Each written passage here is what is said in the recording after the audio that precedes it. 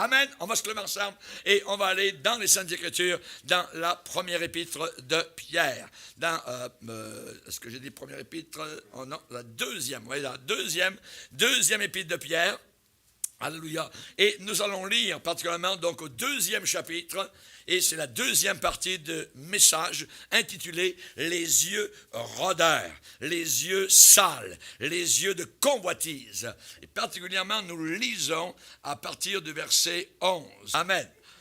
Audacieux et arrogants ne craignent pas d'injurier les gloires, tandis que les anges, supérieurs en force et en puissance, ne portent pas contre elles de jugement injurieux devant le Seigneur.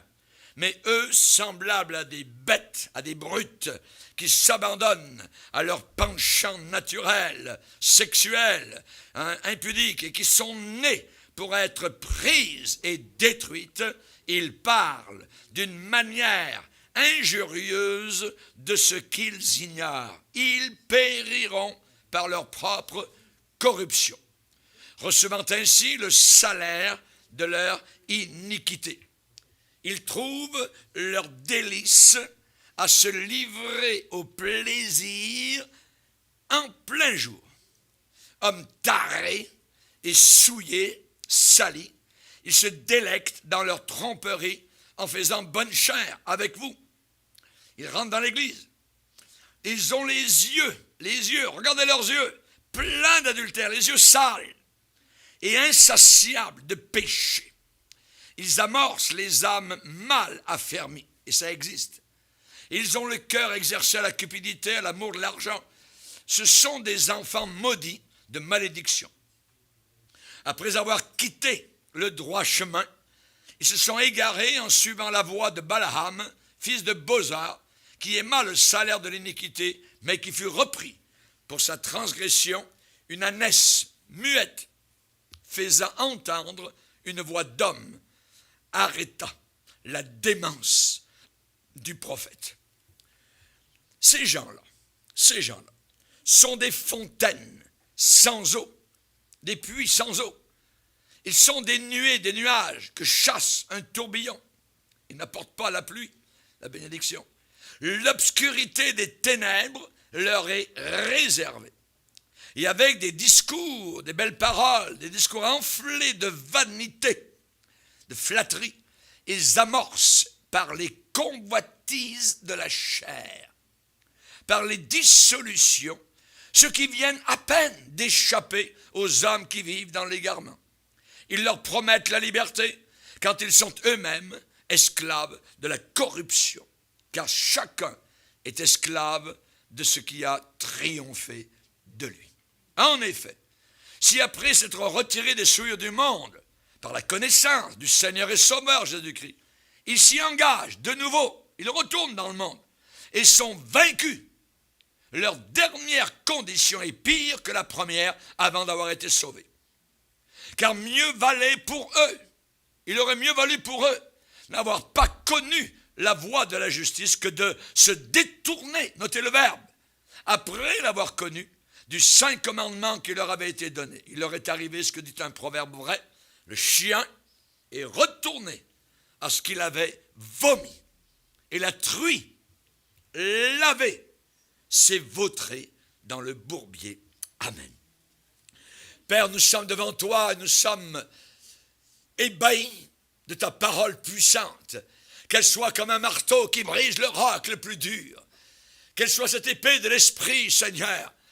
Nous te demandons, Seigneur Jésus, que nous puissions regarder vers toi avec respect et honneur et savoir, Seigneur, que tu es un Dieu 3 fois saint. Tu aimes la pureté, la sainteté. Lave nos cœurs, lave nos âmes, lave nos yeux, touche nos oreilles, notre bouche, Seigneur, notre vie sexuelle. Garde-nous purs, Seigneur. Nous avons besoin, Seigneur, de ta grâce, car l'enjeu est terrible. C'est une question de vie ou de mort, d'enfer ou de ciel éternel. Nous te demandons, Seigneur, que nous puissions prendre garde à ta parole puissante et que nous puissions nous y soumettre. Au nom de Jésus, notre seul Sauveur. Amen. Et tout le peuple dit Amen. On peut s'asseoir, frères et sœurs. Alléluia. Je répète que nous déclarons de façon officielle nous prenons position par rapport à l'état de choses qui existent autour de nous, étant donné que dans notre société et même à l'intérieur de l'Église, il y a une tolérance, je dirais flagrante, acceptée pour, je dirais, la moralité qui est souvent de l'immoralité, parce qu'il y a un écroulement et un affaissement des standards de décence et que cela est en train d'affecter nos foyers, nos mariages, notre jeunesse, notre pays entier. Et étant donné que la justice élève un pays, et étant donné que le péché est la honte des peuples, étant donné que les chrétiens sont le sel de la terre et la lumière du monde, alors qu'il soit résolu que comme corps de Christ, comme Église de Dieu, nous soyons consacrés à bâtir les standards de Dieu sur la planète Terre et que nous résistions absolument et jusqu'au sang, s'il le faut, contre les forces du mal, les forces d'impureté, de saleté, qui sous quelque forme qu'elles peuvent se présenter à nos regards. Chers amis, aujourd'hui vous avez la sexualité crue, l'obscénité, la nudité, qui sont paradées en plein jour, de façon flagrante, que ce soit dans les kiosques de journaux, sur les écrans de cinéma, télévision, DVD, CD, ainsi de suite, où l'on peut entendre des choses affreuses, le côté média, musique, abominable, tout cela est influencé par Satan. Certains producteurs de disques prient Satan pour que les disques soient vendus, et la plupart des pires disques sont vendus par millions autour de la planète Terre. La pornographie est envoyée aujourd'hui sans aucune dissimulation. Ma Bible me dit, soyez saints, comme je suis saint. Paul va dire aux chrétiens de l'Église de Rome, ne vous conformez pas au siècle présent. Et Paul va dire à Timothée, garde-toi pur. Nous avons chanté tout à l'heure, tu es pur comme un diamant. Seigneur, aide-nous à être des petits diamants sur la planète Terre. Si nous avons été véritablement lavés dans le sang de Jésus-Christ. C'est pourquoi nous insistons et nous encourageons et nous demandons que tous les chrétiens authentiques résistent activement au flot grandissant de matériel érotique, impur, lubrique, charnel, obscène, indécent, scandaleux, pornographique. Nous voulons protéger nos enfants. Nous voulons protéger nos jeunes gens, nos jeunes couples, ceux qui se fréquentent. Nous voulons protéger nos mariages. Et nous avons autour de nous cette littérature, nous avons ce flot de poubelles, de saleté qui sort directement de l'enfer sur cette dernière génération qui est axée, je dirais, à l'enfer du bout des doigts. Vous faites un petit mot, sexe, et vous êtes entrés dans l'enfer. Chers amis, j'aimerais vous rappeler que nous vivons une époque, étant donné que la Bible parle de la fin des temps. Ça veut dire que les temps s'en vont vers une fin. Le sablier du temps est presque tout rendu en bas. J'aimerais vous dire que beaucoup de personnes aujourd'hui, et même des chrétiens ou des chrétiennes, sont esclaves de la corruption. Nous avons un avertissement de l'apôtre. Ceux qui ont les yeux pleins d'adultère, ces yeux sales qui déshabillent les filles ou les femmes. Chers amis, ceux qui ont cela, ce problème-là, peuvent facilement spotter dans une église ou sur la rue des mêmes personnes qu'eux qui sont, je dirais, des candidats possibles à appâter, à séduire.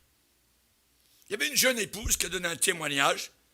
Elle a dit, mais mon mari, il semblait tellement spirituel. Il disait qu'il était chrétien. Et tout ce qu'il me parlait, c'était de Jésus, du Seigneur, de la Bible, d'Abraham, de l'apôtre Paul, ainsi de suite. Il m'a dit que Jésus était tout pour lui. Et puis un jour, on s'est mariés. Et à partir de là, il a changé du tout au tout. Je dis, face à un témoignage semblable, non, il n'a pas changé. à partir de ce jour-là, ses vraies couleurs sont sorties. Ce qu'il était véritablement et qu'il cachait est sorti après le mariage.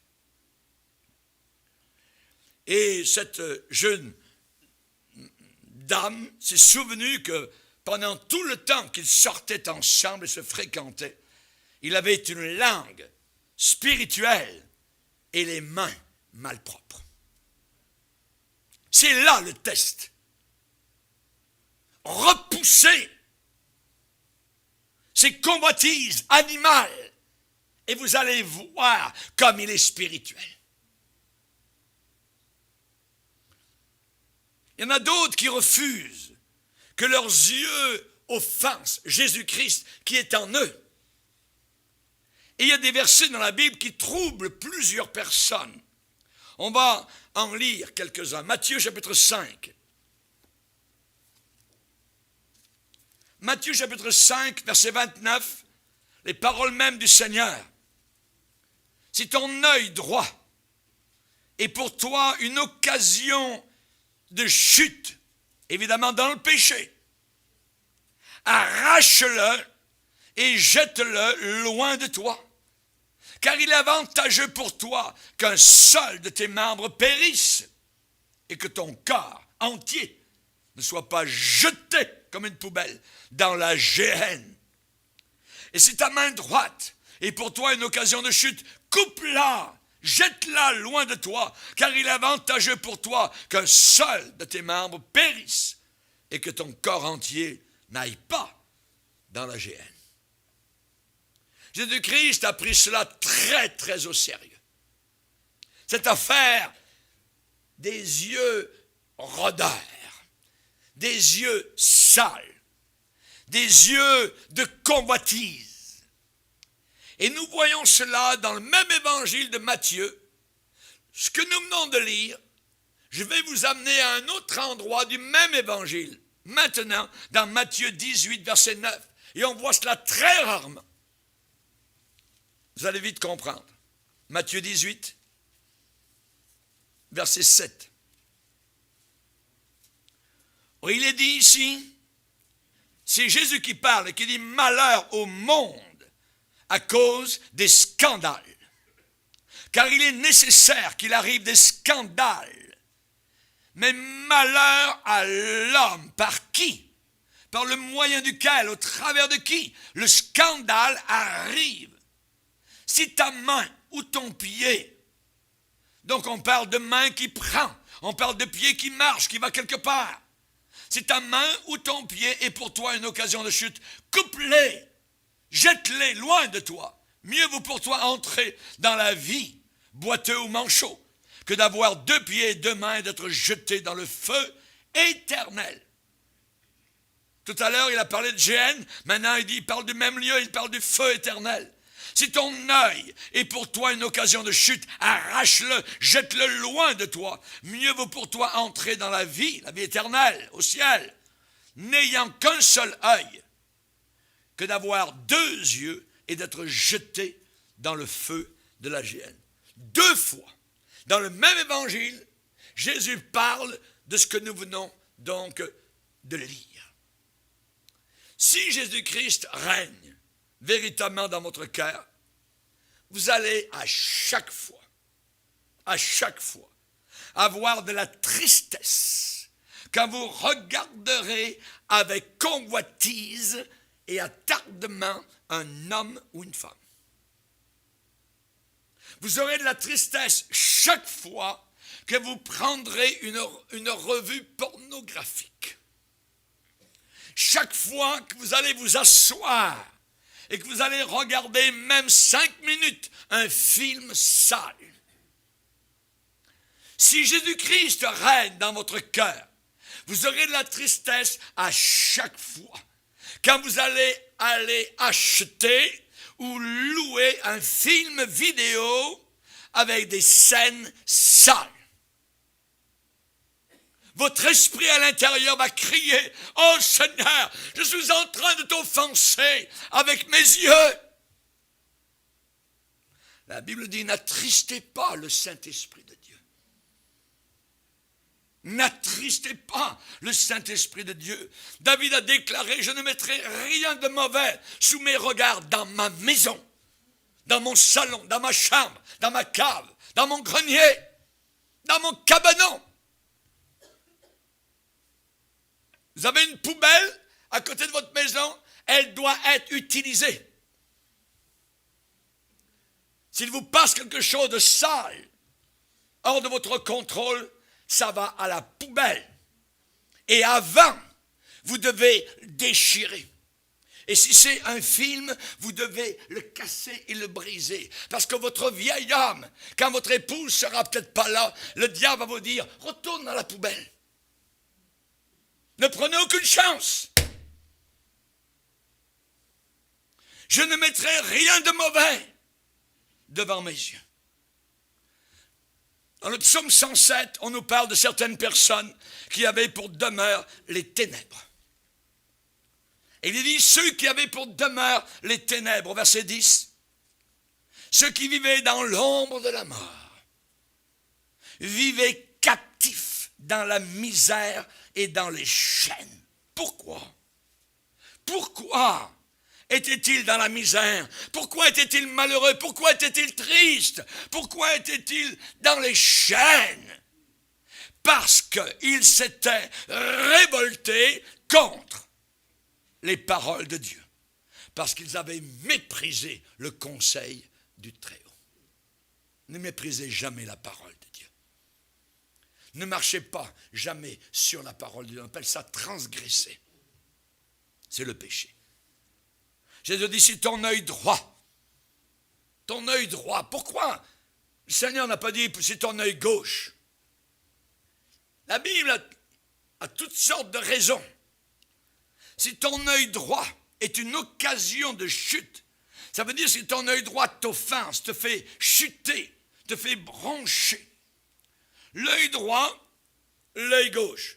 Est-ce que l'œil gauche ne voit-il pas la même chose que l'œil droit? Et pourquoi le Seigneur a-t-il dit l'œil droit? Je vais vous le dire. Parce que l'œil droit, c'est l'autorité toute puissante.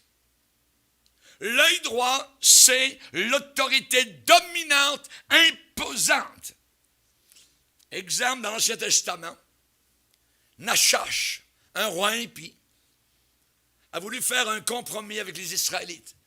Il dit, vous allez nous servir, nous, mais à une condition, que je vous crève à tous l'œil droit. Pourquoi?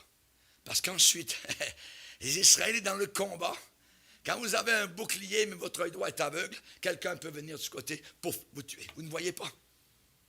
Dans le combat, vous avez besoin d'avoir vos deux yeux clairs, nets, purs, cristallins, propres, pour discerner, voir et comprendre les pièges de l'ennemi. Jésus est assis à quel endroit? Il est assis à la droite, pas à la gauche, à la droite du Père. Et Dieu est esprit. Et il ne peut pas y avoir de droite ou de gauche littérale. Mais cela représente la position toute puissante d'autorité du Seigneur. La main droite, c'est la main de puissance. Quand Jean était à Patmos et que soudain devant lui est apparu le jeune homme dans la gloire, avec des yeux de feu, avec une lumière étincelante plus brillante que 1000 soleils. Quand il a regardé les pieds de l'individu, c'était comme de l'airain en fusion. Il est tombé comme mort à ses pieds. Et Jean va témoigner en disant, il posa sa main droite sur moi. Il posa sa main droite sur moi. La main de l'autorité. La main de la puissance. Quand Étienne était sur le point de mourir, rappelez-vous, il regarde et il regarde vers le ciel et il dit, je vois le ciel ouvert et Jésus debout à la droite de la majesté divine. Ce qu'il a vu, je ne peux pas le décrire, mais il a vu quelque chose. Et il a dit que Jésus était à la droite. La puissance représentée. L'œil droit. Si ton œil droit est pour toi une occasion de chute, arrache-le, jette-le. L'œil droit nous parle de toute convoitise qui s'est arrogée de la puissance. Un péché, ce n'est pas une petite affaire. C'est un pouvoir. Ça garde la personne dans l'esclavage. La personne peut dire, je suis chrétien, j'aime le Seigneur, blablabla, je suis sauvé, toujours sauvé. Ça n'a aucune importance. Ce péché vous tient. Et vous n'arrivez pas à en sortir. Le péché, c'est comme un serpent. Après l'avoir caressé, il vous pique et vous mourrez. L'œil droit nous parle de toute convoitise, toute saleté, toute pornographie, toute impudicité qui s'est donné une puissance, une autorité dominante, écrasante sur votre corps. Les péchés d'œil droit sont ceux qui ont des racines, sont des péchés enracinés. La Bible parle de ces péchés qui nous enveloppent si facilement. Et il est dit, rejetons le péché qui nous enveloppe si facilement. Mais quand le péché arrive, il faut avoir la puissance pour le rejeter. Et souvent, la personne tombe et chute, n'a aucune puissance, abandonne. Rappelez-vous, Amnon, un des fils de David. Il aimait sa demi-sœur, Tamar. Oh, il l'aimait, c'est merveilleux. Et un jour, il a planifié avec un de ses amis un plan pour piéger la fille. Il dit, je vais faire le malade. Et tu vas dire à Tamar qu'elle vienne dans ma chambre, qu'elle m'apporte un plat. Tamar a préparé un plat, c'était son demi-frère. Mais il l'aimait à s'en rendre fou. Il est capable de faire n'importe quoi. Et ensuite, arrivé dans la chambre, il a pris la fille, il l'a saisie. Non, mon frère, ne me déshonore pas. On n'agit pas comme cela parmi le peuple du Seigneur. Il l'a pris, il l'a violée. Et après l'avoir violée, va-t'en. Généralement, les gars, c'est exactement cela. Si vous voulez détruire votre amour, ayez des relations sexuelles avant votre mariage.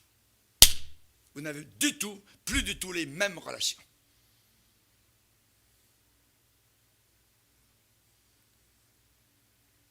Les péchés d'œil droit, ça devient l'œil droit de la chair. Ça devient l'œil, je dirais, dominant, imposant, un instrument d'iniquité. Paul a écrit au Romain en disant, ne livrez pas vos membres au péché comme des instruments d'iniquité. Pour certains, c'est un œil droit, dominant de fantaisie. Mais ça, si vous gardez ça dans un mariage, c'est une malédiction pour les mariages. Une malédiction.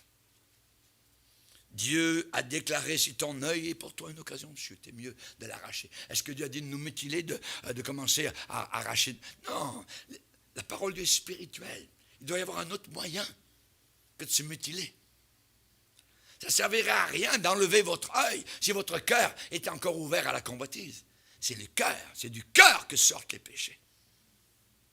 Attention, Marie, aux épouses qui rêvent de toujours quelque chose de meilleur avec leurs yeux mauvais. Ils ne sont pas satisfaits dans le mariage, alors ils commencent à regarder, ils ont des yeux rôdeurs, ils commencent à convoiter. Ouais, peut-être celle-ci, peut-être celle-là. La rose, la brunette, la blondette. Salomon, il en a eu 1000 dans son harem.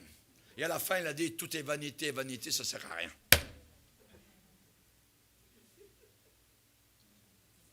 Il y a des maris et des épouses qui sont totalement aveugles à la réalité. On ne vit pas dans un monde de fantasmes. On ne vit pas à Hollywood. On vit chez nous, telle rue, ici, à Montréal, à Paris, à Kinshasa ou ailleurs. Il y a des maris et des épouses qui rêvent toujours. On n'est pas influencé par Hollywood, les feux de l'amour.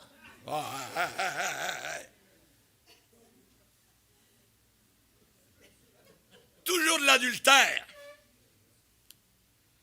Il y a des maris et des épouses qui n'arrivent pas à croire Dieu pour un miracle de guérison. Et ils vivent avec une vision fausse, totalement fausse, que quelque part il y a monsieur parfait et madame parfaite. Ça n'existe pas, elle n'est pas sur la terre.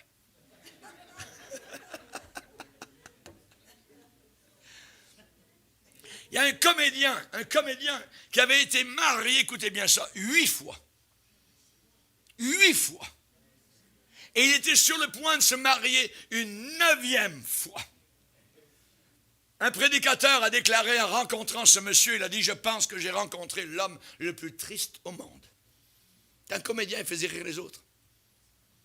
L'homme le plus triste au monde.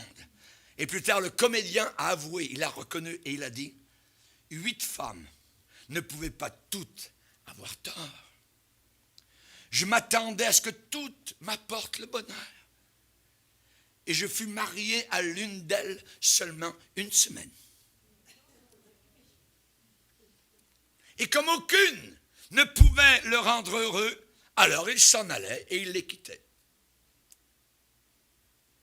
Si vous êtes un de ces rêveurs, si vous êtes une de ces rêveuses, vous avez besoin d'une pommade du Saint-Esprit pour purifier vos yeux.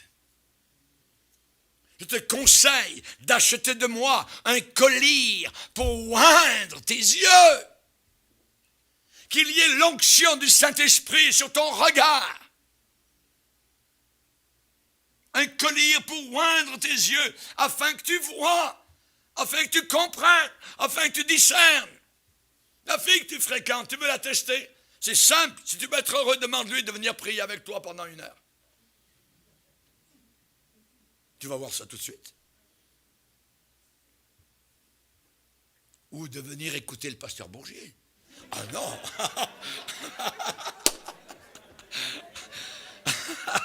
Surtout pas!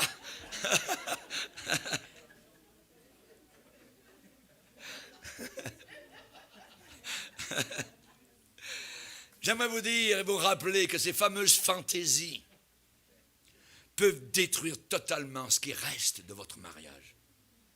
Jésus a dit, arrache-le, jette-le loin de toi. Chaque mot est inspiré. Jésus est Dieu. Jette-le loin de toi. Jésus a dit clairement et simplement, ça suffit. Ça suffit, arrête ça, coupe ça, plus jamais. Enough is enough. Le Seigneur parle clairement. Et dans l'épître de Pierre, il est déclaré qu'auparavant on a fait n'importe quoi. Mais maintenant que nous sommes sauvés, nous ne devons plus vivre selon les convoitises des hommes, mais de nous soumettre à la volonté du Seigneur. Et l'apôtre Pierre va dire, c'est assez, ça suffit, arrête ça. Amène pas ta poubelle dans le camp de Dieu. Plus de fantaisies mauvaises, plus de revues sales, de magazines, nettoie ta maison. Va dans tes cachettes, enlève ça, dans les DVD, ainsi de suite. J'ai fait un camp de jeunes il n'y a pas très longtemps et à la fin du camp, les jeunes ont nettoyé totalement leur téléphone. Tellement de poubelles là-dessus. Et même certains de ces jeunes étaient possédés par les démons. Les chaises revolaient de partout. Les démons les projetaient contre les murs. Je peux vous dire que ça a terminé très tard dans la nuit. On a chassé des démons. Ces jeunes qui jouaient avec la porno. Jésus les a appelés esprits impurs. Impurs. Plus des yeux rôdeurs. Jette loin de toi cet œil droit qui à chaque fois t'amène dans la poubelle du diable. Plus de domination, plus d'influence de cette convoitise. Arrache cette convoitise. Lisez avec moi 1 Thessaloniciens chapitre 4. 1 Thessaloniciens chapitre 4, verset 1er. Au reste, frères, puisque vous avez appris de nous comment vous devez vous conduire et plaire à Dieu, et que c'est là ce que vous faites, nous vous prions et nous vous en conjurons au nom du Seigneur Jésus de marcher à cet égard, de progrès en progrès. Vous savez en effet quel précepte nous vous avons donné de la part du Seigneur Jésus. Ce que Dieu veut, la volonté de Dieu, c'est quoi? Ce que Dieu veut, c'est votre sanctification. C'est que vous vous absteniez de l'impudicité.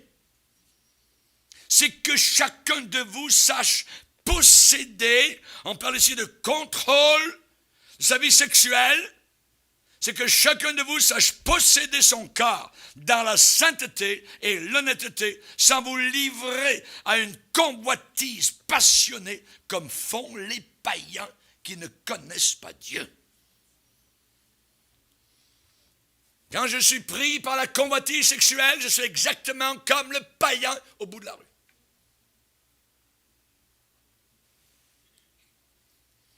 Jésus ne t'excusera pas. Jésus dit simplement, décroche, abandonne ça, ou alors sois perdu.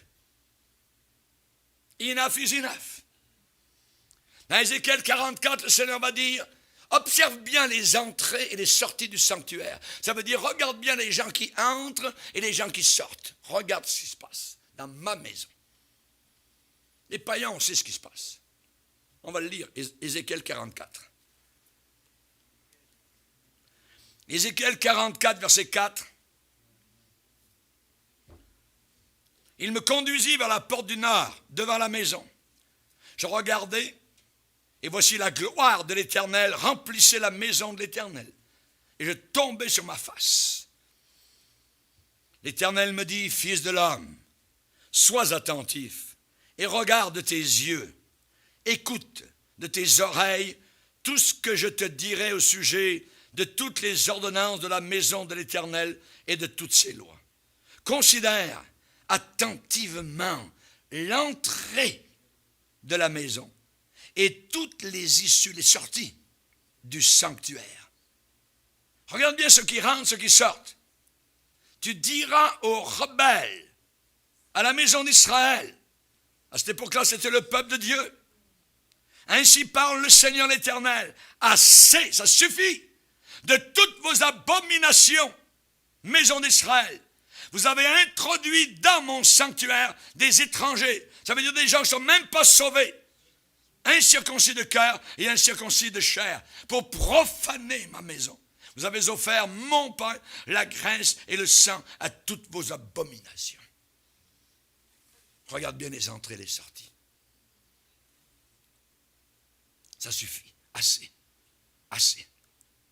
Jésus a dit, il est avantageux pour toi qu'un seul de tes membres périsse et que tout ton corps entier ne soit pas jeté en enfer. Vous pouvez prier, vous pouvez pleurer, vous pouvez demander la miséricorde de Dieu, vous pouvez plaider que Dieu vous fasse grâce, vous pouvez dire que c'est à Dieu de faire cette œuvre. Mais ce n'est pas ça. C'est à vous de faire votre part. Jésus a dit, arrache-le. Il n'a pas dit, je vais l'arracher. Non, non, non. Arrache-le toi. Jette-le. À vous de le faire. Ce n'est pas Dieu qui va le faire.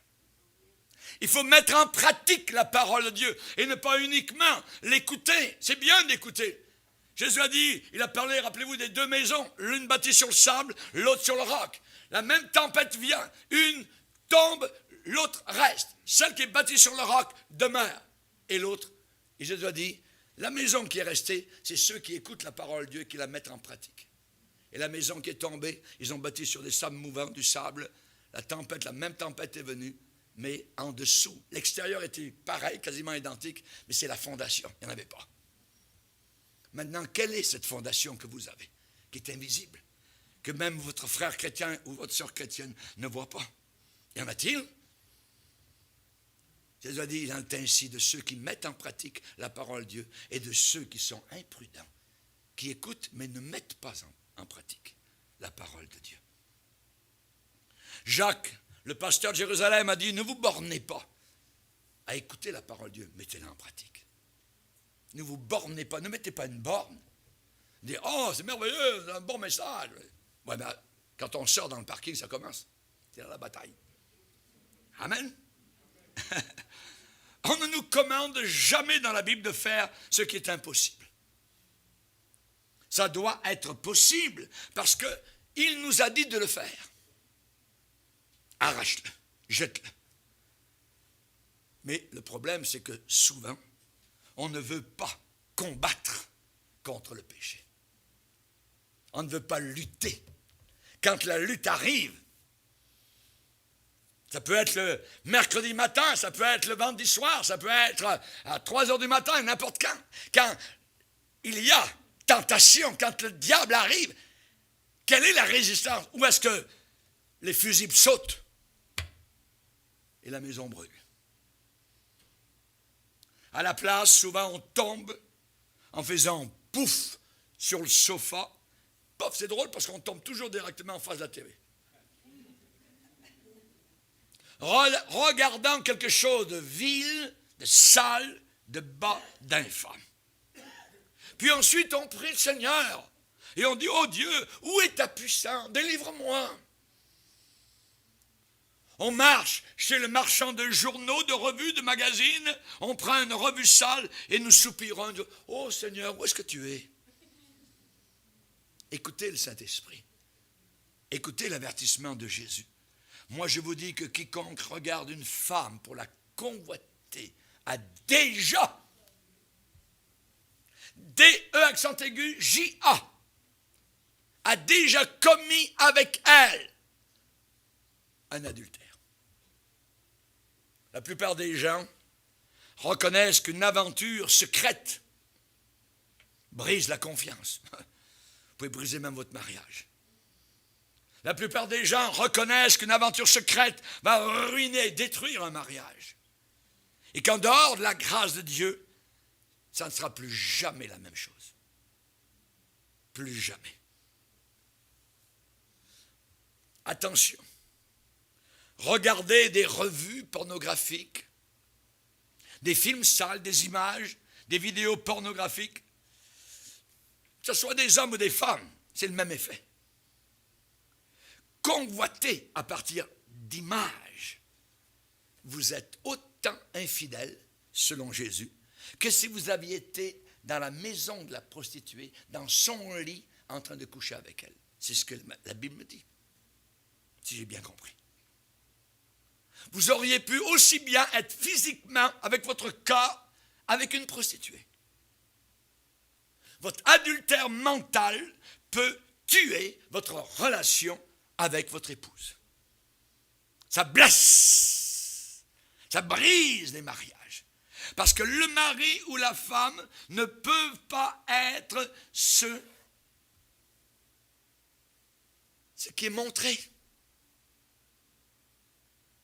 Ça blesse. Et Satan vient dans ces moments-là. Je crois que derrière chaque image pornographique, il y a un démon. C'est une idole. Satan dit, regarde, ton mari, oh, regarde ta femme, elle est bien trop grosse.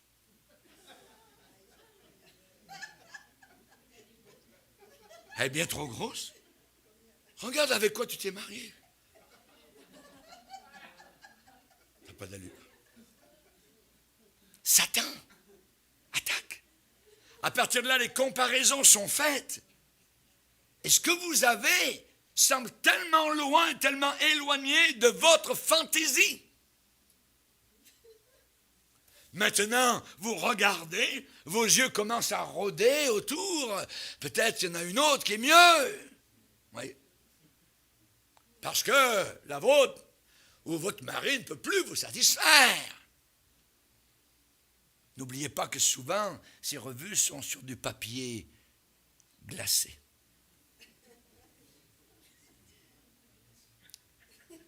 Tout ce qui est de l'enfer, c'est glacé.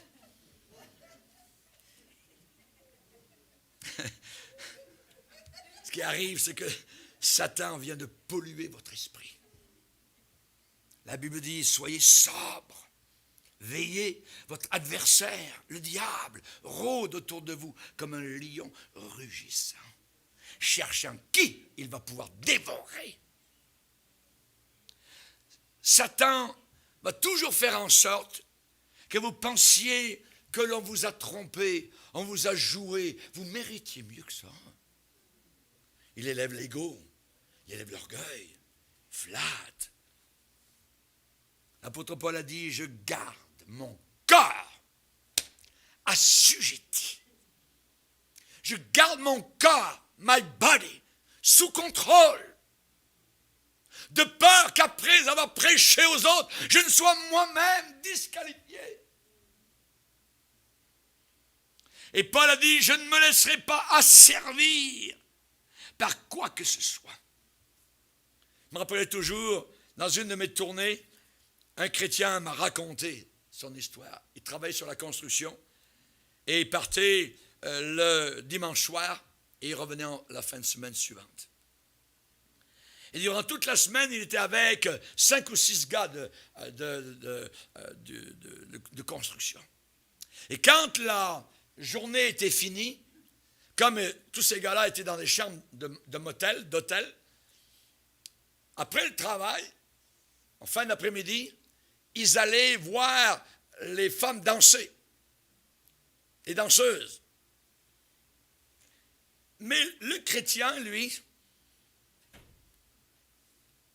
il leur a dit, non, je ne peux pas. Et donc, il allait dans sa chambre d'hôtel, tout seul. Il n'avait plus la compagnie des collègues de travail. Et les soirées étaient longues. Et un jour, il est retourné à sa chambre et il était découragé parce que les gars voulaient absolument l'emmener. Et t'es chrétien, viens voir, c'est merveilleux, tout ça. Laisse tomber ta Bible, et ainsi de suite, t'es un esclave, tu ne peux plus rien faire. Ça. On est libre. Il a dit non. Il y a eu un combat, et il est retourné au motel. Et arrivé au motel, il m'a raconté, il me l'a dit. Il dit, je me suis, comme sur mon lit, je me suis mis comme ça sur le lit. Et j'étais découragé. Il dit, Seigneur, s'il te plaît, aide-moi. Et quand j'ai ouvert les yeux, au-dessus de ma tête, est apparue une couronne de gloire.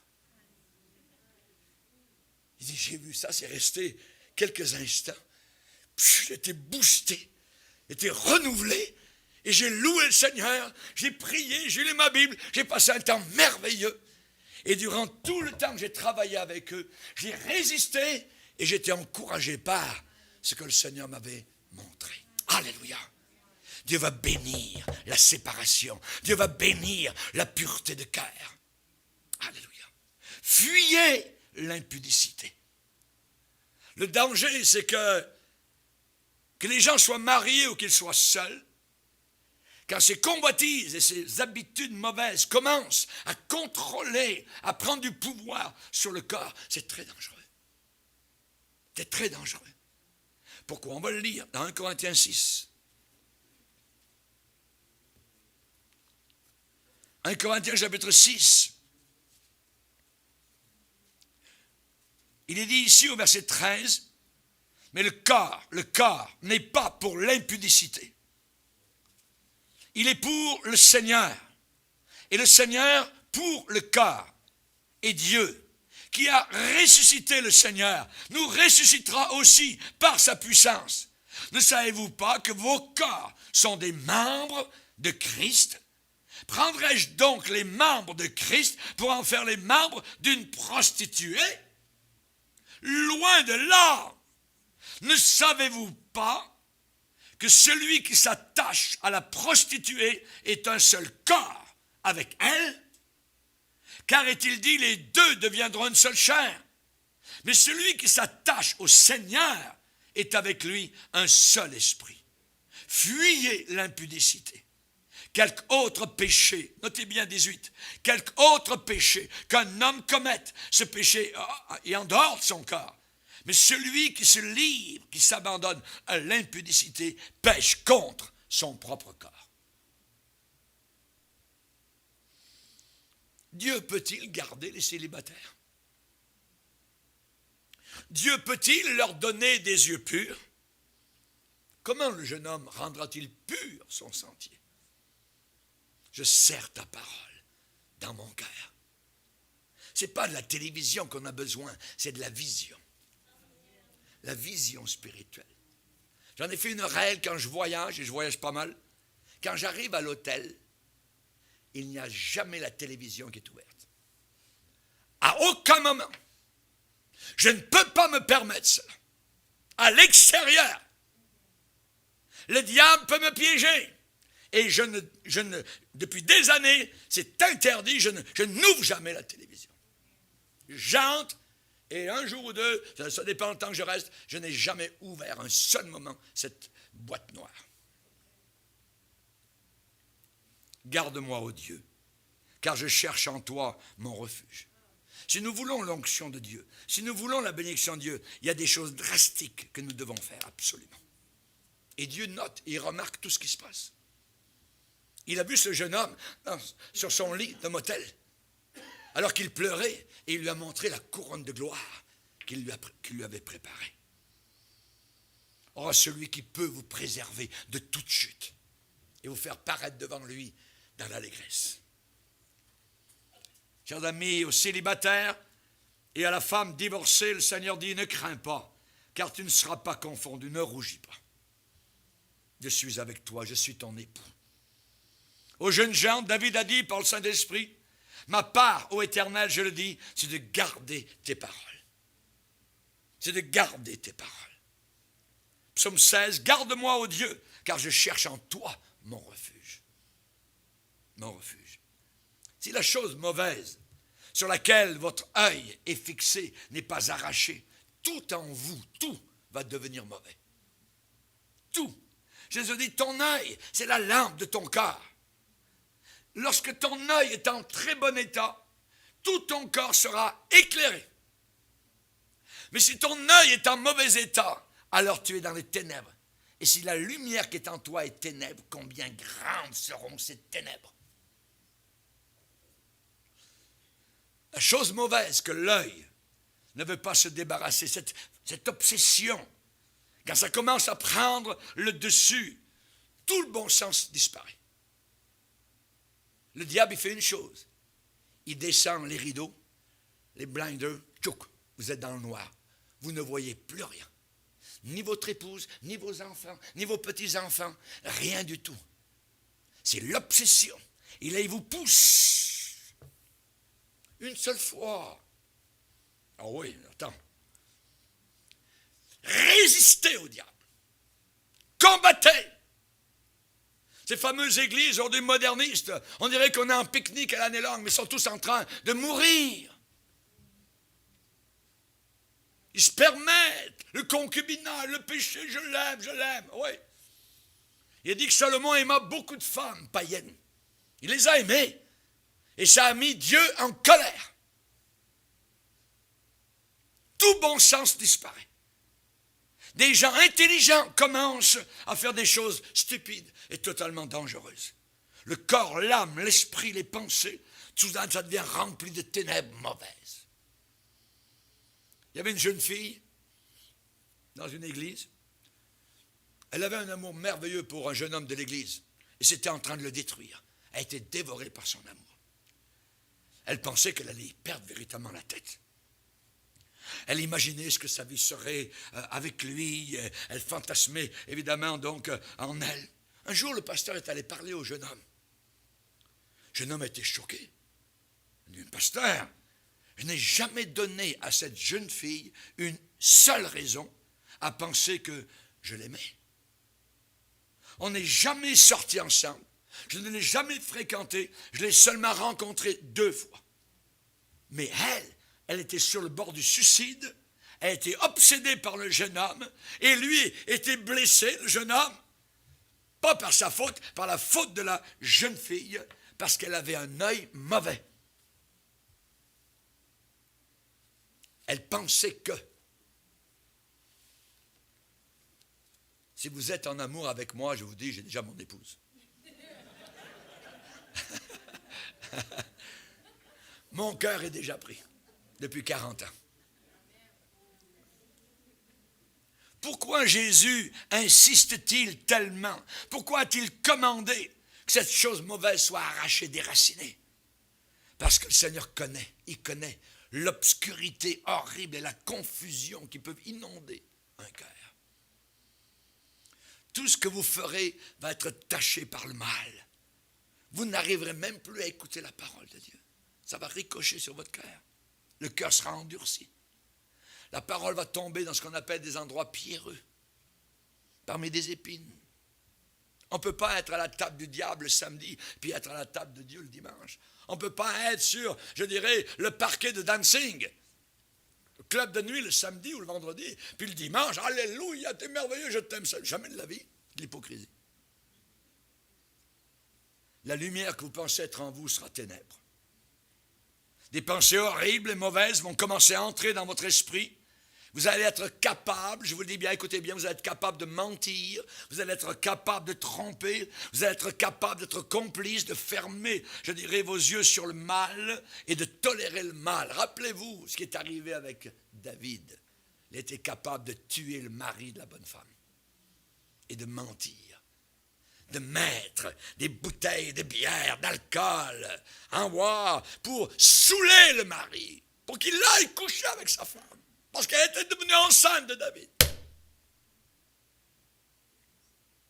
Des pensées horribles, mauvaises vont entrer dans votre esprit.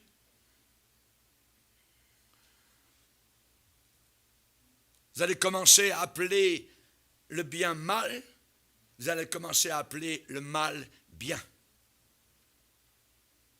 C'est très dangereux.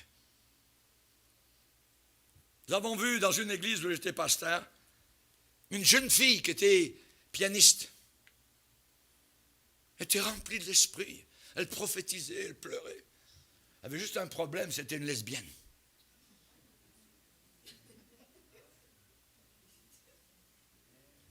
On est capable de venir à une réunion, d'ouvrir la Bible, de pleurer, de faire n'importe quoi et de vivre comme on veut. Abominable. Perverti. Mieux vaut pour toi entrer dans la vie boiteux au manchot que d'avoir 2 pieds, 2 mains et d'être jeté dans le feu éternel.